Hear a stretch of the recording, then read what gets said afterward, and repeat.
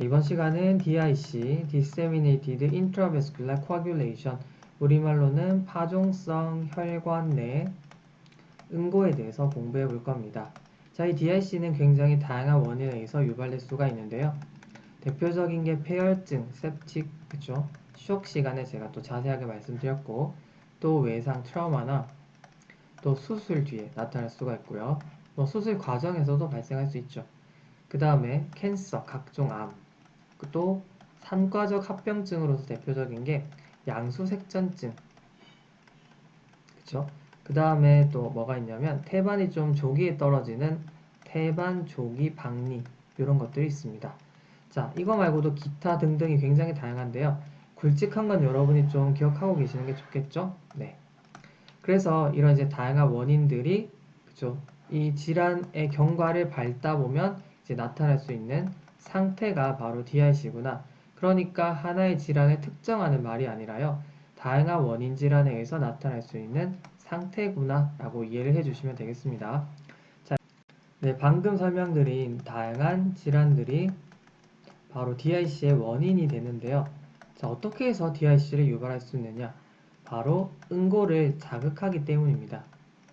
자, 우리가 만약에 피가 났어요. 그래서 지혈을 위해서, 그죠? 조절된 이런 이제 응고 캐스케이드가 일어나면 괜찮은데요.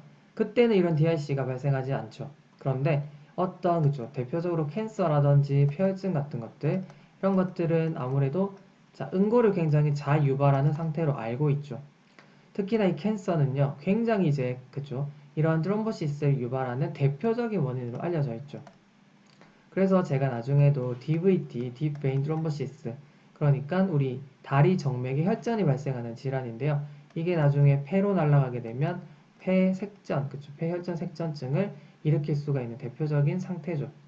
이렇게 지나치게, 그쵸? 혈전을 형성할 수 있는, 그래서 응고를 유발할 수 있는 이런 비정상적인 상태에서는요, 이렇게 조절된 지혈 기전이 아니라 이제 과활성화 시킬 수가 있는 거죠. 응고를. 그러니까 조절이 전혀 안 되는 상태인 겁니다. 그래서 전신 순환 전체를, 그쵸, 이렇게 대상으로 해서 응고가 일어나게 되면 과하게, 자, 결국에는 재료가 소모가 되고 정말로 우리가 필요한 곳에 쓸 수가 없는 거죠. 땜질이 안 되니까 그때는 또 출혈이 발생하게 되는 거죠. 조금 더 제가 자세하게 설명드리면요. 바로 이 티슈 팩터랑 관련이 있는데요. 자, 백혈구라든지 또 혈소판, 그리고 혈관을 구성하고 있는 세포들의 이런 티슈 팩터가 들어있는데요. 이 티슈 팩터랑 친한 게, 어피니티가 높은 게 바로 팩터 7번. 바로 혈액 응고인자의 외인계를 구성하고 있는 성분이죠. 그래서 이게 잇따라 팩터 7을 자극하게 돼서 결국에는 그쵸, 일련의 응고 과정이 조절이 안 된 상태로 과하게 발생을 하는 겁니다. 네, 그러면 이렇게 전신 순환계를 통해서 조절되지 않은 과활성화된 응고 반응 때문에 플레이틀릿이 이렇게 응집이 됩니다. 자, 이렇게 이제 비정상적인 질환 상태 경과 중에서 티슈 팩터가, 그쵸, 특히나 이제 플레이틀릿과 관련이 있는 그런 티슈 팩터가 자, 촉진이 되게 되면 이렇게 일단 응집이 형성이 되고, 그 다음에 이게 팩터 7번, 특히나, 그쵸, 친하다고 말씀드렸고, 혈액 응고 반응이 쭉 일어나게 되면서 또 파이브린 형성이 되겠죠. 그렇게 되면서 또 여기다가, 그쵸, 열심히 견고한 집을 형성하게 되는 겁니다. 그래서 전신순환에 혈전이 발생하게 되는 거고, 자, 이거는요, 결국에는 혈류를 막게 되는 방해물입니다. 그렇게 되다 보면, 자, 장기가 허혈에 빠지게 되겠죠. 산소 공급을 제대로 못 받게 되면서 허혈에 빠지게 되고, 결국에는 괴사가 되면서 곳곳에 장기가 이제 손상을 받게 되는 겁니다. 그래서 다발 장기 손상으로 나타날 수가 있다. 자, 말이 나온 김에 그러면 어떤 장기가 손상이 될까요? 그리고 또 그 장기에서는 어떤 증상이 나타날 수 있냐면요. 자, 대표적으로 폐가 굉장히 취약할 수밖에 없는 게요. 자, 이런 이제 전신 순환을 통해서, 그죠? 특히나 이제 sepsis 시간에도 제가 설명을 드렸는데, 각종 염증 사이토카인들이 그쪽 뭉쳐 있는 게 다 이제 결국에는 전신 순환을 돌고 돌아오는, 그죠? 우심방, 우심실을 통해서 결국 폐로 다 들어오잖아요. 그래서 폐가 굉장히 취약합니다. 그래서 호흡곤란 같은 게 또 발생할 수가 있고요. 그 다음에 또 신장이 허혈에 굉장히 취약한 장기입니다. 그래서 우리가 좀 혈류가 부족하다 싶으면 신장이 좀, 그쵸, 배려를 받지 못하고 좀 팽당하는 기간 중에 하나거든요. 그래서 이런 핍뇨가 또 발생할 수 있겠죠. 자, 뭐 신부전이 발생할 수가 있을 것이고, 그 다음에 또 간이 또 기능이 또 저하가 발생할 수 있겠죠. 이런 것들이 이제 대표적이고요. 그러면 이렇게 이제 우리가 혈액응고인자들도 열심히 그렇죠? 사용이 됐습니다. 그래서 우리가 검사시 소견, 랩을 내보게 되면요. 전반적으로 혈액응고인자는 다 떨어져 있겠죠. 전반적으로 혈액응고인자들이 떨어져 있다.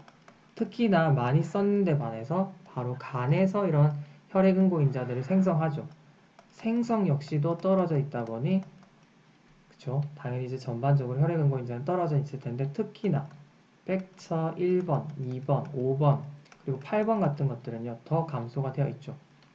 자, 이거 이제 1번 우리가 바로 파이브리노젠이라고 하죠. 다른 말로 2번을 프로트롬빈이라고 하죠.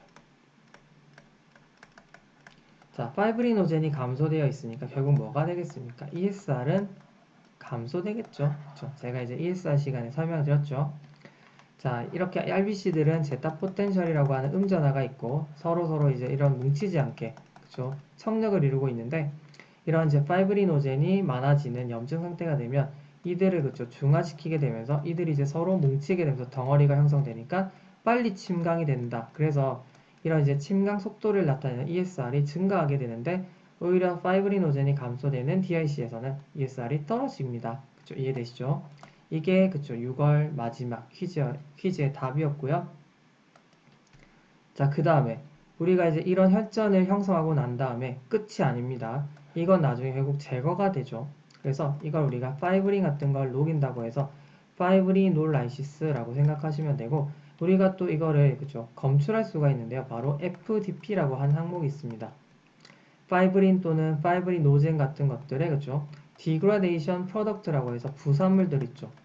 분해 산물이라고 생각하시면 되는데 당연히 이런 것들은 증가하겠죠. 그렇죠? 많이 형성이 되어 있을 거고 이걸 또 많이 제거하게 되다 보면 당연히 증가되어 있을 거고요. 더불어서 디다이머도 증가되어 있을 겁니다. 자세한 거는 제가 디다이머 시간에 설명을 드렸으니까 그쵸? 생략을 할 거고요. 자, 그리고 이런 이제 형성되어 있는 곳곳에 혈전은 마치 RBC 입장에서는 트랩 같아요. 그쵸? 굉장히 이제 불편한 구조인데요. 안 그래도 이제 산소가 굉장히 그쵸 중요한데 RBC가 가게 되면서 이렇게 긁힙니다. 뾰족뾰족한 구조에. 그렇게 되면 이게 터지게 되면서요. 용혈성 질환에서 잘 나타나는 그런 소견들이 나타나는데 바로 WBC가 터지게 되면서 자 분절 같은 게 나타나게 되는 거죠. 그러니까 시체라고 생각하시면 됩니다. RBC 막 분절들이 그죠 파편들이 우리 PBS라고 해서 말초 도말 검사 현미경상에서 관찰이 되는 거죠. 그래서 삐쭉삐쭉한 이런 것들이 막 나타나거든요. 대표적으로 스키스토사이트라고 하는 게 있는데 여러분들이 한번 그쵸 찾아보세요. 그쵸? 뭐 구글에 검색만 해도 이미지로 확 나오니까 여러분들이 한번 참고해 보시는 게 좋을 것 같고요. 자, 그래서 결국에는 이런 그쵸 혈액 응고인자들이 떨어지게 되면 우리가 또 부차적으로 알 수 있는 게 그쵸? 블리딩 타임. 그러니까 혈소판이 당연히 여기 응집에 많이 사용이 됐으니까 플레이틀릿도 당연히 떨어져 있겠죠. 그렇게 되면서 블리딩 타임은 오히려 증가하게 되는 거고요. 그 다음에 PT라든지 APTT 이런 것들은 다 증가되어 있겠죠. 그쵸? 그래서 여러분이 이렇게 DRC를 공부하실 때는 아, 일단은 응고가 굉장히 활발하게 되었고 또 더불어서 출혈성이 굉장히 강해지는구나.